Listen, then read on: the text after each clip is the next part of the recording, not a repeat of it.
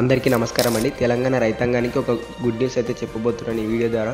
ఎప్పటి నుంచో ఎదురు చూస్తున్నటువంటి రైతు రుణమాఫీ గురించి ఒక కీలక అప్డేట్ అయితే రావడం జరిగింది. ఇంకా వీడియోలోకి వెళ్లే ముందు వీడియోకి ఒక లైక్ చేసుకోండి. అలాగే ఇలాంటి మరిన్ని వీడియోస్ ముందు పొందాలంటే మన ఛానల్కి సబ్స్క్రైబ్ అయిపోండి.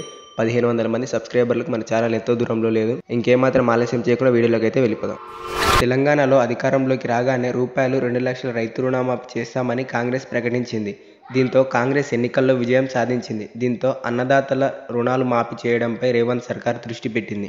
అన్నదాతలపై వడ్డీ భారం లేకుండా రుణమాఫీ చేయాలని యోచిస్తోంది. రైతు రుణమాఫీ ఒకేసారి చేయాలని రాష్ట్ర సర్కార్ భావిస్తోంది. గత బీఆర్ఎస్ ప్రభుత్వం పలు దఫాలుగా రుణమాఫీ చేసినా అందరూ రైతులకు రుణమాఫీ కాలేదు. దీంతో కాంగ్రెస్ ప్రభుత్వం ఒకేసారి చేస్తే ఎలా ఉంటుంది అని అధికారులను అడిగి తెలుసుకుంటోంది. 2003 ఉమ్మడి ఆంధ్రప్రదేశ్లో కాంగ్రెస్ అధికారంలోకి వచ్చిన తర్వాత ఒకేసారి రుణమాఫీ చేసింది. ఇప్పుడు కూడా అదే పద్ధతి పాటించాలని అస్సాం పార్టీ భావిస్తోంది. ప్రస్తుత రాష్ట్ర పరిస్థితుల దృష్ట్యా ఒకేసారి సాధ్యం కాకుంటే 2 విడతల్లో రుణమాఫీ చేయాలని యోచిస్తోంది. రైతు రుణమాఫీకి సంబంధించి రాష్ట్ర స్థాయి బ్యాంకర్లతో రాష్ట్ర సర్కార్ చర్చలు జరుపుతోంది. రైతులకు రూపాయలు 2 లక్షల వరకు ఉన్న పంట రుణాలు దాదాపు రూపాయలు 25,000 కోట్ల నుంచి 28,000 కోట్ల మేర ఉంటాయని ఒక అంచనా వచ్చారు. ఇందులో 1 లక్ష వరకు ఉన్న పంట రుణాలే 80% ఉన్నట్లు సమాచారం.